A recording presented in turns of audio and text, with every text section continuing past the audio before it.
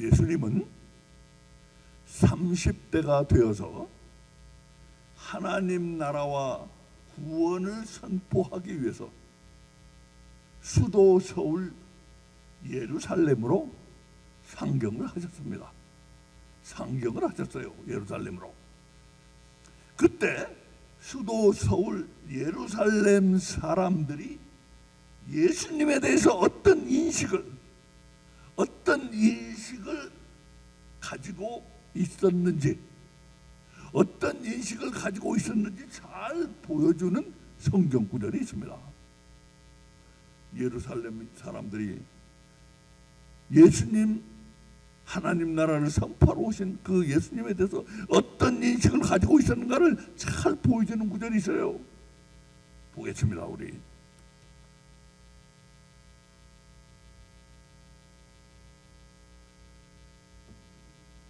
요한복음 7장 14절 15절입니다. 이미 명절의 중간이 되어 예수께서 성전에 올라가서 가르치시니 유대인들이 기히 여겨 가로되 이 사람은 배우지 아니하였거늘 어떻게 그를 아느냐 하니, 예수님은 성전 마당에서, 솔로몬 행각이라는 성전 마당에서 하나님 말씀을 가르치고 있었습니다. 성전에 온 예루살렘 사람들은 저 사람이 무슨 소리를 하는가 귀를 기울여 보았습니다. 근데 오래 들어볼 필요도 없었어요. 예루살렘 사람들은 여기 있는 것처럼 대뜸 하나님 말씀을 가르치는 저 사람이 그를 과연 아느냐 모르느냐를 문제 삼았습니다. 저 사람 정말 그를 아는 사람이야? 대뜸 그걸 문제 삼았어요. 여러분, 이 사실이 중요합니다. 이것은 많은 것을 우리에게 얘기해 주고 있어요. 여기를 보세요. 이 책은 성경에 관한 모든 것을 설명하고 있는 본이 있는 책입니다. 제가 책을 가져온다는 게 잊어버렸는데 720페이지가 넘어요. 이렇게 두꺼운 책. 성경 총론. 좀 이상하게 되네요. 나인이 성경 총론. 노먼 가이슬러, 닥터 노먼 가이슬러, 윌리엄 닉스, 공저 두 사람이 찍은 겁니다. 노먼 가이슬러 박사는 유명한 기독교 철학자예요. 지금 아마 첫째, 둘째 손가락에 꼽히는 유명한 기독교 철학자예요. 근데 이 책에 보면 이런 말이 있어요. 여러분, 이것도 알아두시면 참 도움이 될 겁니다. 이런 말이 있어요. 여기에 성경의 역사는, 우리 성경의 역사를 잘 모르거든요. 성경의 역사는 선지서들을 모으는 일이 점진적으로 이루어졌다는 사실을 보여준다. 프로그레시브리. 구약, 이 가로에 있는 거 제가 여러분의 이해를 돕기 위해서 제가 집어넣은 말이에요. 구약 마지막 부분에 있는 이사야부터 말라기까지 16책, 16책 책의 선지서들은 쓰여지는 대로 먼저 쓰여진 율법서들에, 그 선지서 앞에 있는 율법서들이에요. 율법서들에 계속해서 추가되었다. 구약 성경은 주전 BC 400년경에는 이미 완성이 된 것으로 보인다. 여러분이 알고 있었어요? 구약 성경이 400년 전에, 예수님 오시기 400년 전에 이미 완성이 되어 있다는 거예요. 225쪽에 있습니다.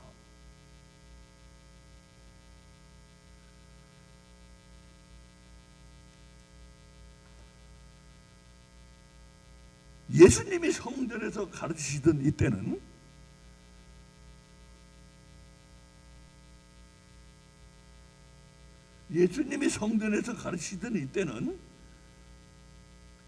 주후 AD 30년 무렵으로 성경, 구약 성경이 완성된 지 400여 년 뒤에요. 아직 신약 성경은 쓰여지기 전이지만 구약 성경은 벌써 몇백 년 전부터 완전한 두루마리책으로 만들어져 내려오고 있었던 것입니다.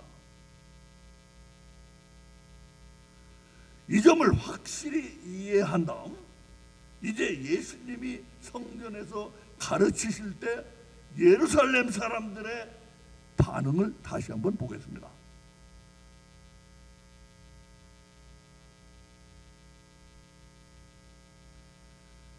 그러니까 구약 성경에 써 있는 하나님 말씀을 가르치려면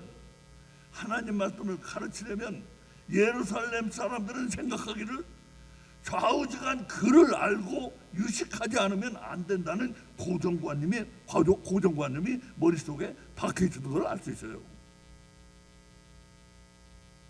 하나님 말씀 가르쳐? 글 알고 유식해야지. 머릿속에 고정관념으로 박혀 있었어요. 예루살렘 사람들 생각에는 어쨌든 무식해서는 하나님 말씀을 가르칠 수가 없는 것입니다. 그런데 예루살렘 사람들은 예수님을 처음 보는데도 쓱 보고 알아봤어요. 저 사람은 글도 모르는 무식한 사람이라는 걸 금방 알아본 것입니다. 그래서 예수님에 대해서 이미 다 꿰고 있는, 손바닥 들여다보듯이 꿰고 있는 사람들처럼 눈도 한번 깜빡거리지 않고 이렇게 말하고 있습니다. 이 사람은 배우지도 않은 사람이 지가 어떻게 글을 안다고 하나님 말씀을 가르치는 거지? 그 얘기잖아요. 그거 참 되게 웃기는 사람인데, 여기 귀 여긴다는 말이 다시 말하면 웃긴다는 말입니다.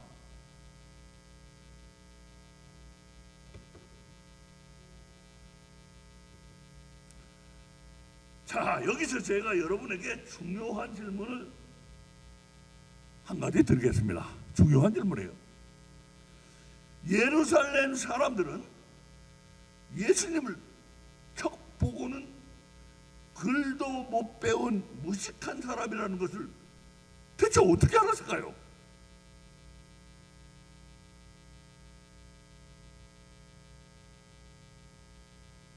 어떻게 알았을까요? 네? 네? 뭐라고 그랬어요?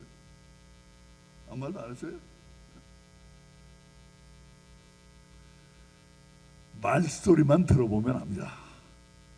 말소리만 들어보면 알아요. 한국 땅으로 치면 저 북쪽 함경도에 해당하는 갈릴리, 그 촌구석에서 온 사람들은 유난히 사투리가 심했던 겁니다.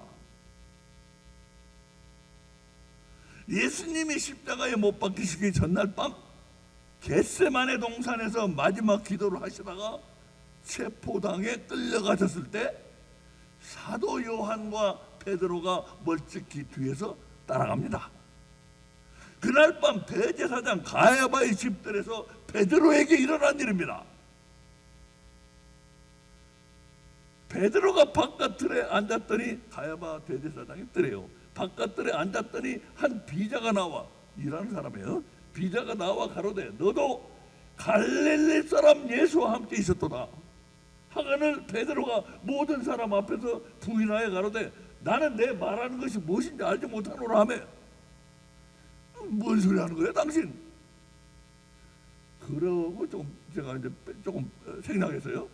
조금 후에 곁에 섰던 사람들이 나와 가로되 베드로에게 이르되 너도 진실로 그 당이라.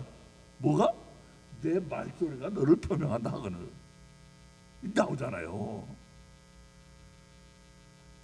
내 말소리가 너를 표명한다는 게 이게 무슨 말입니까? 전라도 사투리를 하면 전라도 사람인 것을 금방 알아보는 것처럼 내가 말하는 걸 들어보면 내가 누구인지 알 수 있다는 말입니다. 내가 어디 출신인지 알 수 있다는 말이에요. 베드로는 갈릴리 사투리가 심해서 갈릴리 사람 예수와 같은 도당이라는 게 금방 뽀록이 나버린 겁니다. 금방 뽀록이 나버렸어요. 아니라고 부인을 한다는 게 도리어 나는 갈릴리 사람이라고 자수한 꼴이 돼버렸어요. 말투 때문에.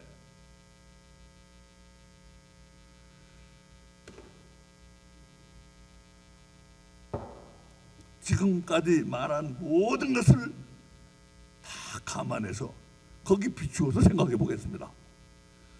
아까도 말한 것처럼 예수님은 하나님 나라와 구원을 선포하기 위해서 예루살렘으로 상경하셨습니다. 그때 예루살렘 사람들은 예수님에 대해서 어떤 인식을 가지고 있었을까요?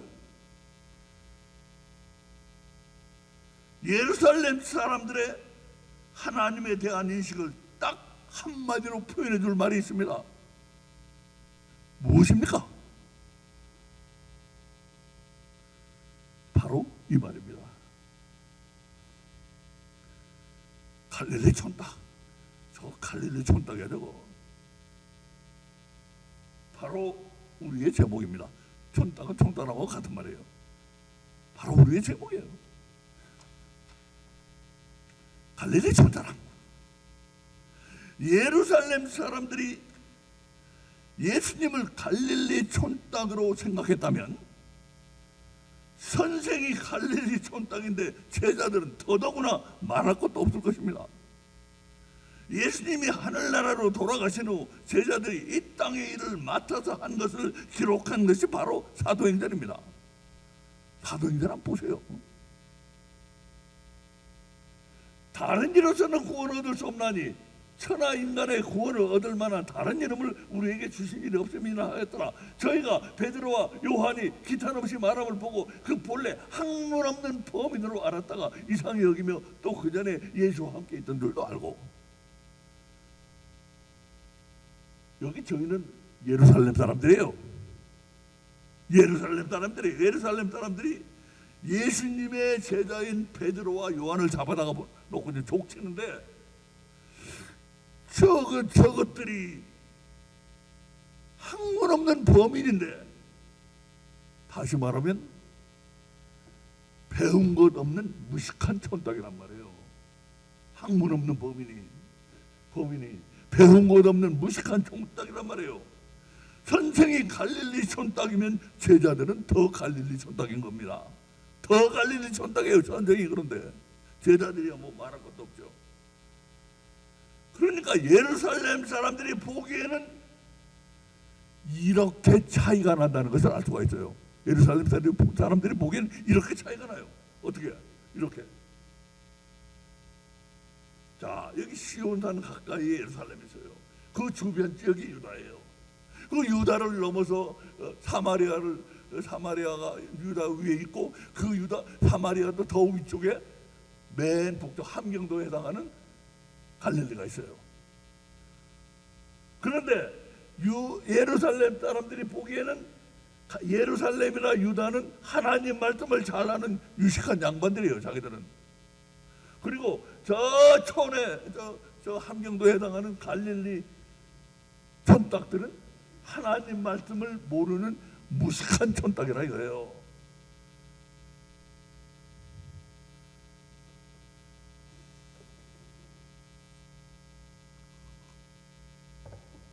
자, 이제 여기서 우리 정리해 봅니다. 우리가 지난주까지 갈릴리 촌 사람을 사회를 했어요. 사회. 갈릴리 촌 사람 이야기를 지난주까지 4번 하면서 알게 된 게 뭡니까? 뭡니까 그게? 한마디로 하나님 말씀이 예루살렘 사람들아 네 생각은 틀렸다. 한마디로 그거예요. 하나님이 뭐라고 하셨어요? 이렇게 말씀하셨어요. 자, 지난 줄거리입니다.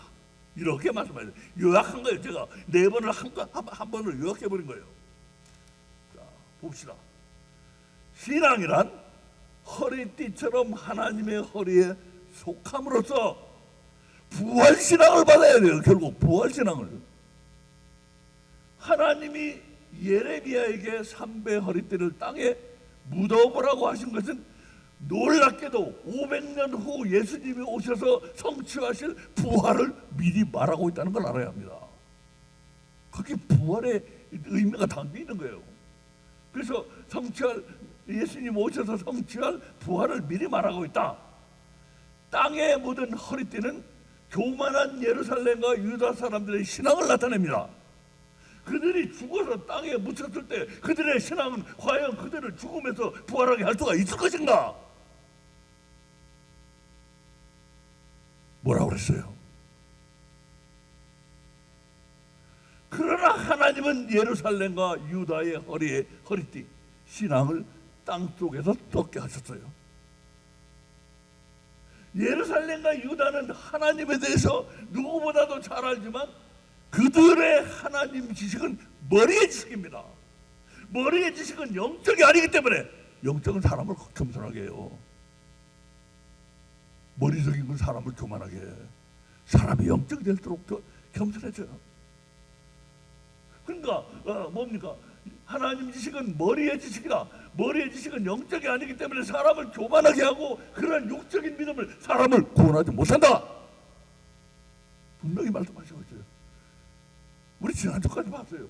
그렇다면 우리를 구원할 믿음은 어떤 믿음인가? 이제 우리가 앞으로 풀어나가야 될 과제가 이거예요. 자, 우리 한마디만 더 말씀드립니다. 이 머리의 지식은요, 육적이에요. 육적인 것은 사람을 교만하게 해요. 그러나 진짜 예수님의 말씀하시는 믿음, 그 믿음은 영적이기 때문에 사람을 겸손하게 만들어요. 그래서 우리 영적인 예배가 돼야 된다고 그러잖아요. 영적인 예배가 자꾸 돼서 우리가 영이 사람으로 해서 겸손해지고 하나님을 높이고, 그게 예배의 본질이에요. 예배의 본질은 뭘 배우러 오는 데가 아니에요.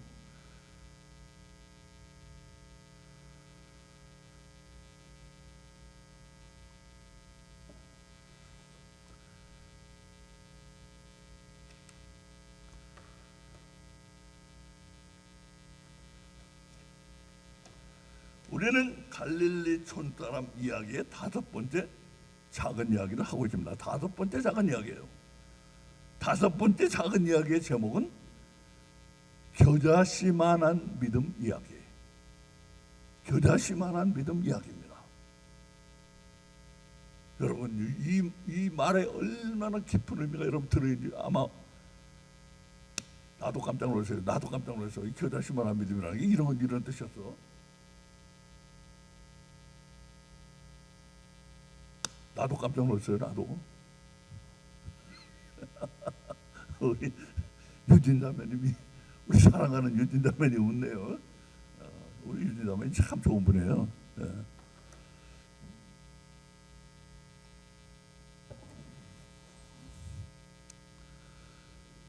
머리의 지식으로 아는 하나님은 아무리 많이 알고 잘 알아도 그것으로는 우리가 구원받을 수가 없습니다.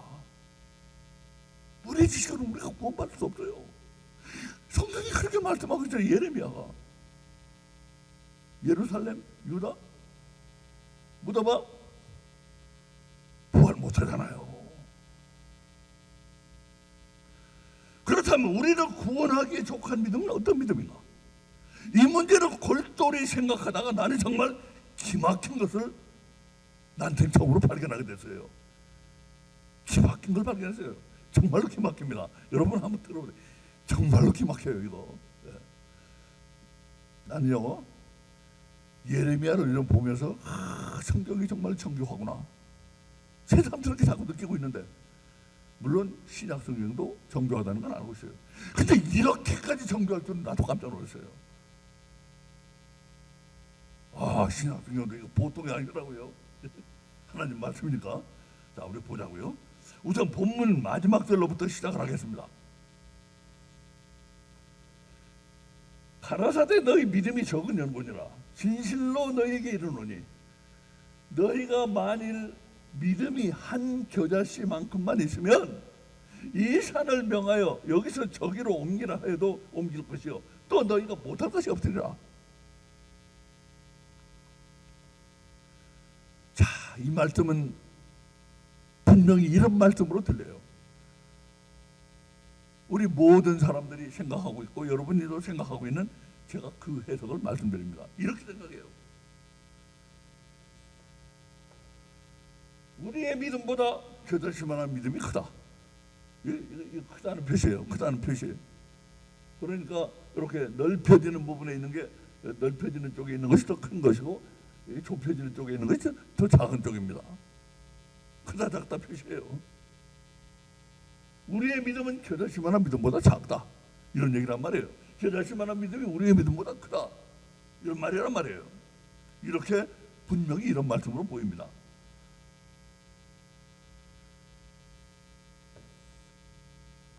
이 말씀을 읽었을 때,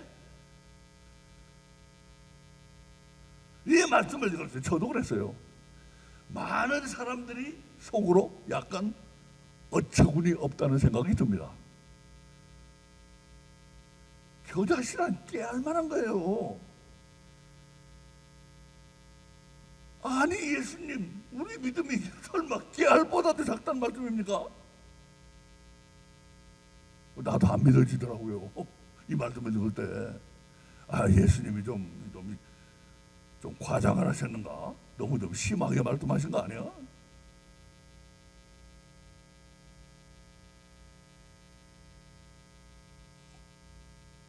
그런데 전 놀라운 사실을 발견한 거예요.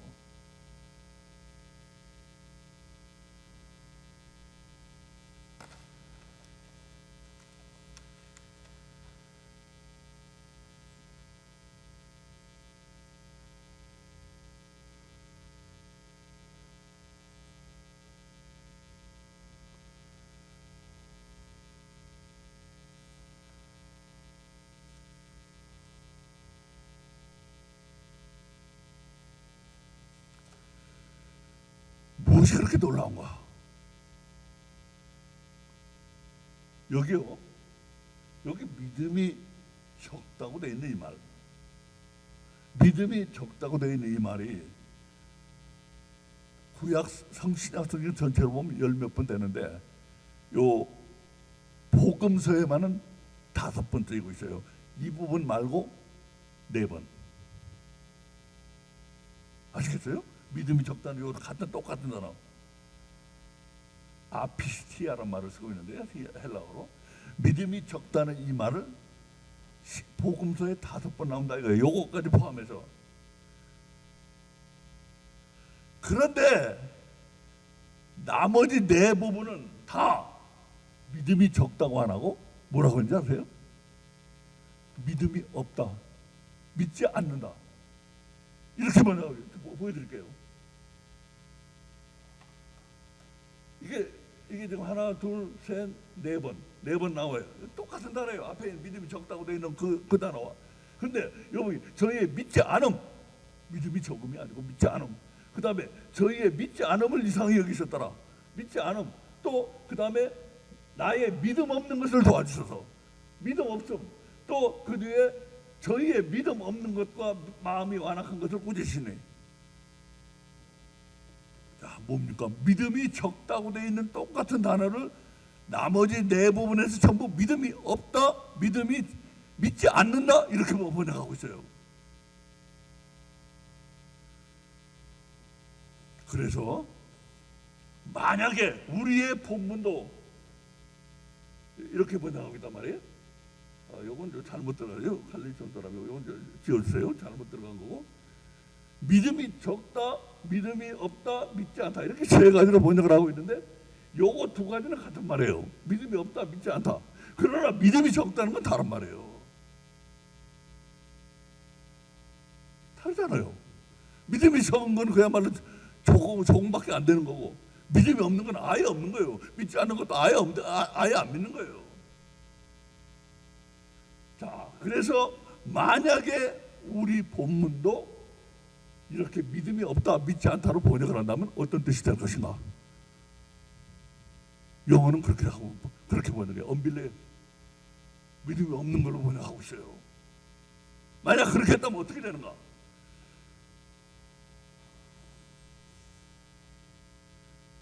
이렇게 하면 어떻게 되느냐 이거예요. 가라사대 때 너희 믿음이 적은 연고가 아니고 너희 믿음이 없는 연고니라. 진실로 너희에게 이르노니 너희가 만일 믿음이 한 겨자씨만큼만 있으면 이 산을 명하여 여기서 저기로 옮기라 해도 옮길 것이요 또 너희가 못할 것이 없으리라. 여기서 만약 적은이 아니고 없는이라고 번역을 하면, 원래 다른 부분에 다 없는, 믿지 않는 이렇게 되어 있으니까 그것과 똑같이 번역을 하면은, 믿음이 없는이라고 하면은 어떤 뜻이 됩니까? 어떤 뜻이 돼요? 이렇게 한다면 두 가지로 볼 수가 있어요.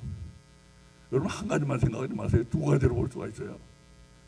첫째는, 한 가지 가능성은 우리가 믿음이 전혀 없는 경우예요. 우리가 믿음이 전혀 없는 경우.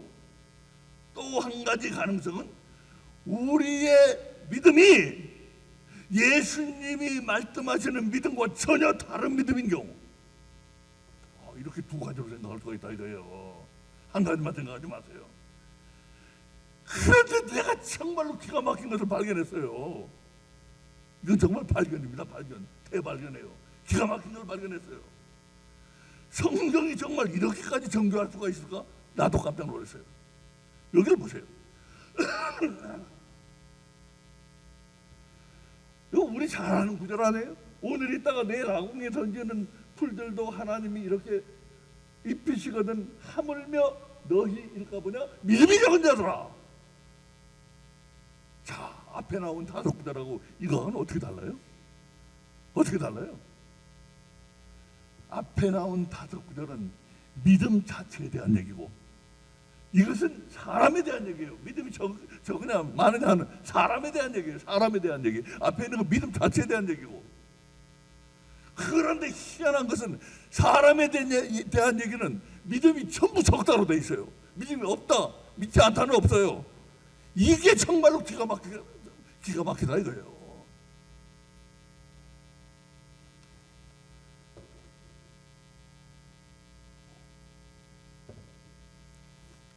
제가 보여드리겠습니다. 예를. 이게 사람에 대한 얘기예요. 사람에 대한 얘기는 여기 보세요. 예수께서 이르시되 어찌하여 무서워하느냐? 믿음이 적은 자더라. 믿음이 없는 자라고는 안 해. 또 그 다음에 보면 예수께서 즉시 손을 내밀어 저를 붙잡으시며 가라되, 이 베드로 아니에요? 믿음이 적은 자요. 믿음이 없는 자라고는 안 해. 믿음이 적은 자라고 그래요. 또 예수께서 아시고 가라되, 믿음이 적은 자들아 어찌 떡이 없으므로 서로 의논하냐? 오늘 있다가 내일 아궁이에 던지는 풀들도 하나님이 이렇게 입히시거든 하물며 너희일까 보냐? 믿음이 적은 자들아. 믿음이 없는 자, 믿지 않는 자라고는 안 그래요. 전부 믿음이 적은 자라고 그래요. 자, 이게 내가 기막히다는 거예요. 왜 그게 기막힙니까? 그게 믿음 자체를 말할 때는 믿음이 없는 자, 믿지 않는 자 이렇게 말을 하고, 우리가 믿음이 적다고 한 거는 그거는 오역까지는 아니라고 해도 다른 데처럼 일관되게 번역이 안 된 거라고요. 아까 믿음이 적은 연고냐라 하는 거는 그거는 다른 데하고 똑같이 한다. 믿음이 없는 연고라고 해야 된다 이거예요. 근데 믿음이 아니고 사람에 대해서 얘기할 때는 항상 믿음이 적은 자들아, 믿음이 적은 자들아, 믿음이 적은 자들아, 믿음이 없는 자들아, 믿지 않는 자들이라고는 안 해요. 믿음이 적은 자라고 해요. 자, 이 두 가지 차이를 여러분 깊이 생각하시기 바랍니다. 믿음 자체에 대해서 말할 때는 믿음이 없다, 믿지 않는다 이렇게 말을 하고, 사람에 대해서는 말할 때는 믿음이 적다고 말해요. 왜 그럴까요? 왜 그럴까요? 사람은 지 나름으로 무언가 믿음이 있을 수 있다 이거예요. 그 진짜 예수님이 말씀하시는 믿음은 아닌데, 믿음 같은 게 뭐가 있어요. 그러니까 믿음이 적은 자라고 그러는 거예요. 그걸 진짜 믿음은 아니에요. 근데 예수님이 믿음이 있다 없다, 믿음이 믿지 않는다 믿는다 하고 말씀하실 때 믿음 자체에 대해서 말할 때는 있다 없다 않는다 이렇게 말하셨는데, 사람에 대할 때는 적다고 말한 것은 뭐냐 하면 이런 믿음은 없어요. 이런 믿음은 없지만 뭔가 딴 믿음이 있는 거예요. 딴 믿음이. 이게 기가 막히다 그러. 이게 기가 막혀요. 우리는 예수님이 말씀하시는 믿음은 없어요. 뭔가 딴 믿음이 있어. 그 예수님은 믿음이 없는 자라고 안 부른다고, 믿음이 적은 자라고 부른단 말이에요.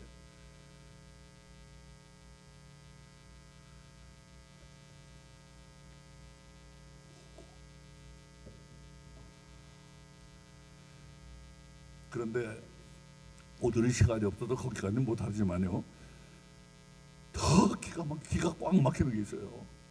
뭐냐? 사람에 대해서 말할 때도 믿음이 없는 자, 믿지 않는 자, 이렇게 말하는 경우가 세 경우가 있어요. 근데 그 경우가 어떤 경우가를 보면 깜짝 놀라. 야, 정말로 성경이 이렇게 정교할 수가 있는가?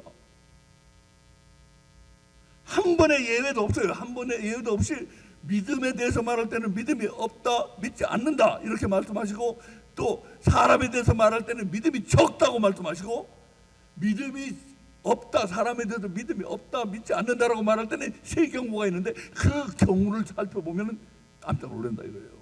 아, 요럴 때만 믿음이 없다고 믿지 않는다고 쓰는구나. 요럴 때만. 나머지는 전부 믿음이 적다고 해요. 그 경우를 전부 달리해서 쓴 걸 보면은, 야, 입이 딱 부러져요. 성경이 이렇게까지 정교하구나. 나도 몰랐어요. 왜 우리 기독교인들, 우리 신학자들은 그런 거 얘기를 안 할까요? 나 한 번도 나한테 가르친 사람 없어요. 이런 거에 대해서.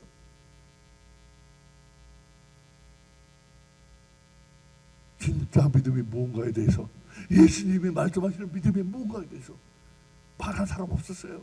가르치는 사람 없었어요. 그러나 성경에 보니까 너무나, 아니 한두 개 예외가 있다면 또 모르겠어요.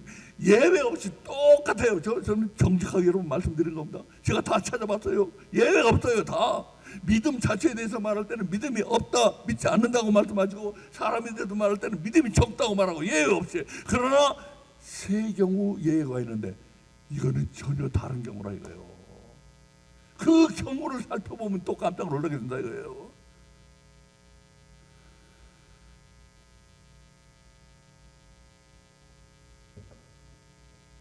오늘 그 경우까지는 살펴보지 못하고 이제 그 다음 주에 합니다. 다음 주에 하는데, 이 믿음에 대해서 이번에 한번 이 깊은 성경에 있는 이거 우리 한번 제가 샅샅이 살펴보려고 해요. 믿음에 대한 예수님 말씀, 무엇이 그럼 진짜 믿음인가? 무엇이 예수님이 말씀하시는 믿음인가? 그것도 살펴봐야 될 것이고, 예수님이 믿음이 적은 자들을 할 때는 그거는 내가 믿음이라고 있다고 하고 믿음의 행위를 하긴 하는데, 그것은 내가 말하는 그런 믿음이 아니야. 그래서 믿음이 적은 자라고 하는 거예요. 나름대로 믿음이 있다고 하니까.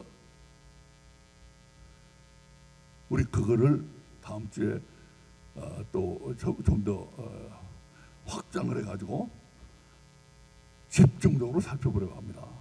여기서 놀라운 게 드러나요. 놀라운 게. 우리 믿음이 어떻게 돼야 되는가? 놀라운 게 드러나요. 자, 우리 이제 말씀을 마칩니다. 여러분, 제가 이걸 여러분에게 말씀드려요. 제가 요즘 새벽 기도를 하면서 정말 절실하게 느끼는 거예요. 요즘 며칠간에 더 절실하게 느끼는데, 뭐냐? 성경을 정교하게 읽는 사람에게는 성경의 그 놀라운 진주와 보물과 무궁무진한 값진 것들이 모습을 쫙 드러내거든요. 성경을 정교하게 읽는 사람에게는, 성경을 대강 읽는 사람에게는 다 감춰져 버려요. 다 숨어버려요. 그래서 뭐라고 그랬어요? 예수님이 말씀하셨잖아요. 영의 법칙 말씀하셨잖아요. 뭐라고 그랬어요? 없는 자에게는 있는 줄로 아는 것까지도 뺏어버리고, 있는 자에게는 넘치도록 더하여 주리라.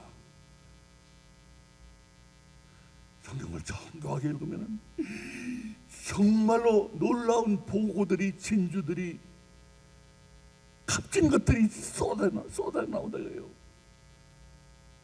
대강 읽으면은, 대강 읽고 교만한 머리로 판단해. 저게 그런 뜻일까? 설마? 요즘 신학자들이 그러잖아요. 제가 안 하는 거 들으면은 이게 아마 코웃음 칠 거예요. 코웃음 치라지 뭐. 내가 뭐 자기들을 위해서 내가 설교하는 것도 아니고.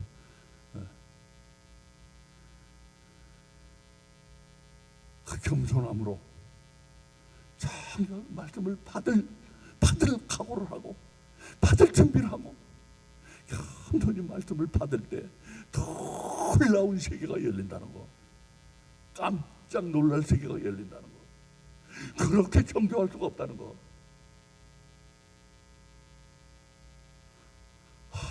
그러니 이 성경이 얼마나 값진 책이고 얼마나 놀라운 책입니까? 다시 한번 말씀드려요. 5번 나오는데 한두 번 예외가 나온다고 모르겠어. 예외가 없어요. 예외가. 그리고 이 경우는 예외 없이 이렇게 됐고 이 경우는 예외 없이 이렇게 됐고 예외가 3경우가 나오는데 그거는 전혀 다른 것을 의미할 때고, 이 놀라운, 나도 이거 정말 놀랐어요. 이렇게 정교한다는 건 나도 오늘 너무 충격적이었어요. 충격적. 나도 연구를 하다가 워드 스타디를 해보고 히브리어를 아니서 헬라어를 찾아보면서 워드 스타디를 하다가 발견한 건데, 야, 이거 놀랐구나. 자, 우리 다음 주에 계속하겠습니다. 다음 주에, 오늘은 또 일찍 끝나네요. 다음 주에 계속합니다.